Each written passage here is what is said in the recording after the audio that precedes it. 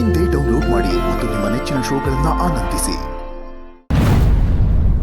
ಅವ್ವ ನಿನ್ನೆ ಕೇಳ್ತಿರೋದು ಅದ್ ಇವನ್ ಮಾತು ಕೊಟ್ಟೆ ಅಂತ ಹೇಳವ್ವ. ಅಲ್ಲ ಪುಟ್ಟಕ್ಕ, ತವರು ಅಂದೇಟ್ಗೆ ಓಡೋಗಂತ ಹೆಣ್ಮಕ್ಳನ್ನ ಕಂಡೀವಿ, ಆದರೆ ನಿನ್ನ ಮಕ್ಕಳಾಗೆ ತವರು ಅಂದೇಟಿಗೆ ಆತಂಕ ಕಾಣ್ತೀವಿ. ಯಾಕೆ ಪುಟ್ಟಕ್ಕ ಅಲ್ಲಿಗೆ ಹೋಗಕ್ಕೆ ಯಾಕೆ ಈಟೊಂದು ಹಿಂದೇಟು ಹೊಡಿತಿದ್ಯಾ ನೀನು? ಅಲ್ಲ, ಈಟ್ ದಿನ ಎಲ್ಲ ಈಸೆನೂ ನಮ್ಮಿಂದ ಮುಚ್ಚಿಟ್ಟಿದ್ದು ಸಾಕು. ಅದ್ಯೋನ್ ಮಾತು ಕೊಟ್ಟಿದ್ಯಾ ಅಂತ ಹೇಳು. ನೀವು ಎಷ್ಟೇ ಕೇಳಿದ್ರು ಪುಟ್ಟಕ್ಕ ಉತ್ತರ ಹೇಳೋದಿಲ್ಲ ಅಮ್ಮ ಅವರೇ.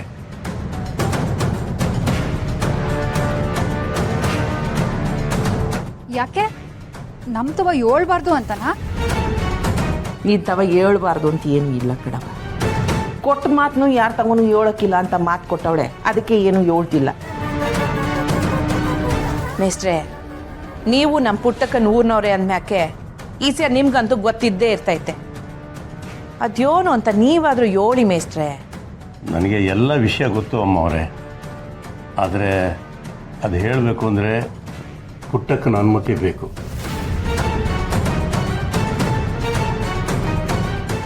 ಅಲ್ಲದೆ ದೇವಿರಿ ಒಪ್ಪಿಗೆ ಇಲ್ಲದೆ ನಾನು ಏನೂ ಮಾಡೋದಿಲ್ಲ ಅಮ್ಮ ಅವರೇ.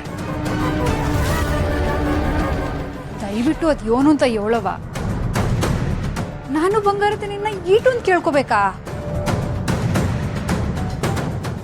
ಪುಟ್ಟಕ್ಕ, ಈ ದಿನ ಮುಚ್ಚಿಟ್ಟು ಸಾಕು. ನೀ ಏನೋ ಹೇಳಕ್ಕಿಲ್ಲ ಅಂದರೆ ನಾನೇ ಹೇಳ್ಬಿಡ್ತೀನಿ.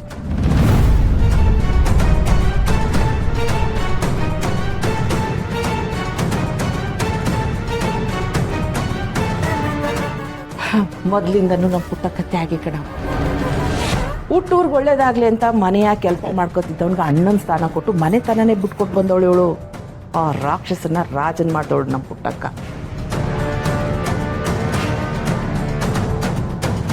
ನಂಜವ್ವ ಬೇಡ ನಂಜವ್ವ. ಇಷ್ಟಾದ್ಮೇಲೂ ತಡಿಬೇಡ ಪುಟ್ಟಕ್ಕ. ಎಲ್ಲದಕ್ಕೂ ಅಂತ್ಯ ಹಾಡಬೇಕು ಅಂದರೆ ಎಲ್ಲಿಂದ ಪ್ರಾರಂಭ ಆಯಿತು ಅನ್ನೋನ ಜನಕ್ಕೆ ಮುಟ್ಟಿಸ್ಬೇಕಾಗತ್ತೆ.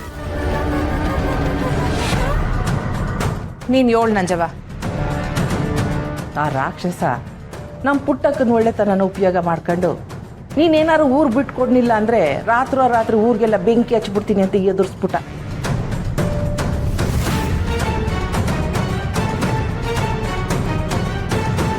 ಯಾರು ನಿನ್ನನ್ನು ದೇವಿ ಅಂತ ಪೂಜಿಸ್ತಾರೋ ಅವರೇ ನಿನಗೆ ಕಲ್ಲಲ್ಲಿ ಹೊಡಿಬೇಕು, ಹಂಗೆ ಅಪಪ್ರಚಾರ ಮಾಡ್ತೀನಿ ಅಂತಲೂ ಎದುರಿಸ್ತಾ.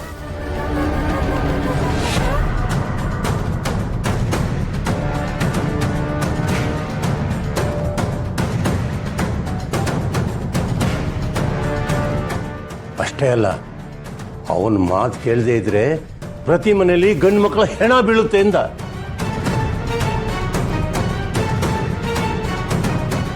ಹೆಣ್ಮಕ್ಳ ತಾಳಿ ಕೇಳ್ತೀನಿ ಎಂದ.